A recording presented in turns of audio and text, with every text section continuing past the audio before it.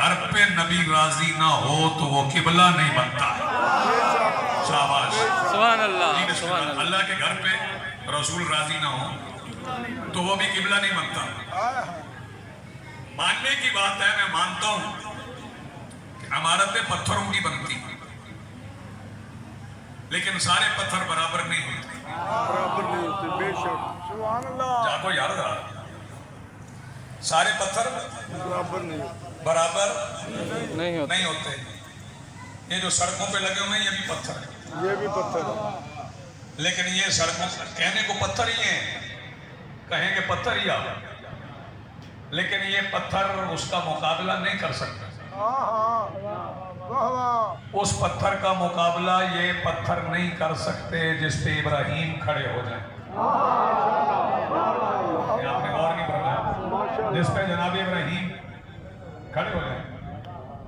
अच्छा, पत्थरों की भी फिर खासियतें हैं। मैं नाग बेचन नहीं आया, मैं तुमको पत्थरों की खासियत ऐसी दसा। पत्थरों की खासियतें क्या? पत्थरों की खासियतें सुन ले। हर पत्थर इतना लायक एहतराम नहीं, पथरीली जमीन पे पत्थर ही होता है। लेकिन कई पत्थरों ने नबियों के पैरों का एहतराम किया। जागना, कई पत्थरों ने नबियों के पैरों का एहतराम किया। वनीजे के समझदार हजरात, पढ़े लिखे अफराद, मुझे ये बताओ कि चंद दिन का बच्चा कोकर साहब जमीन पे एड़ियां मारे, कासिम भाई, चंद दिन का बच्चा हो वो एड़ी मारे बेचारा जमीन, तो क्या फटना चाहिए? पत्थर पे एड़ी मारे, पत्थर पड़ना चाहिए। क्या फटना चाहिए? पत्थर, पाँव फटना चाहिए। चंद दिन कहते इस्माइल, माँ दौड़ रही थी सफा और मरवा में, इस्माइल ने एड़ियां रगड़ी, तो फटना तो पैर चाहिए था, फट पत्थर गए। गौर फरमा रहे? बिस्मिल्लाह। जानते हो क्यों फटा था? क्योंकि उस पत्थर को पता था कि एक मासूम की माँ के सवाल का सवाल है। बिस्मिल्लाह, बिस्मिल्लाह। मासूम की माँ के सवाल का सवाल है, वो पानी ढूंढ रही है, वो पत्थर फट गए।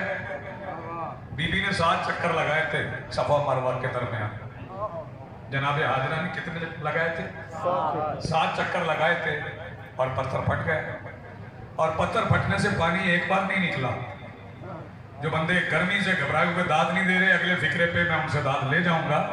और फिर नबूवत जब तरक्की करती करते इमामत तक पहुंच गई है, तो मेरे मौला रजा भी गए थे नीशापुर, तो नीशापुर के लोगों ने मेरे मौला रजा से कहा था, मौला यहाँ पानी नहीं मिलता, तो आपके दादा इस्माइल ने एड़ियां रगड़ी थी, पानी निकल आया था। मौला ने फरमाया था, मुझे एड़ियां रगड़ने की जरूरत नहीं है।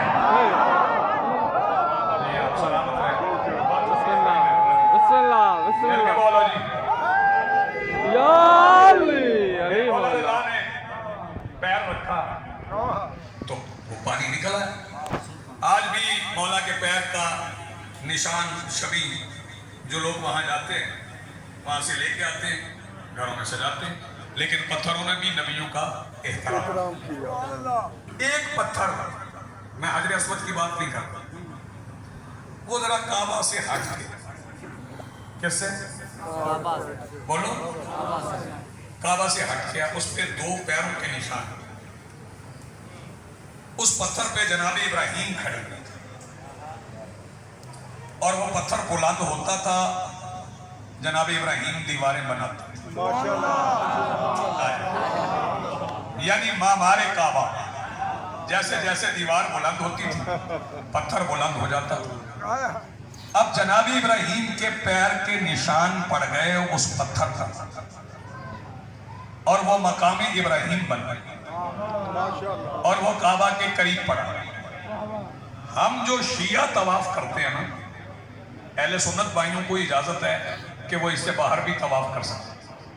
हमारा तवाफ जो है वो मकाम इब्राहिम और काबा के दरमियान, इसके बाहर हम नहीं कर सकते, इसी के अंदर करना है। وہاں بھی کسی کے پیر کا نشان ہے، وہاں بھی کسی کے پیر کا نشان ہے۔ فرق یہ ہے کہ ادھر ابراہیم کے پیر کا نشان ہے اور کعبہ پہ علی کی ماں کے پیر کا نشان ہے۔ جی آپ سلامت رہیں۔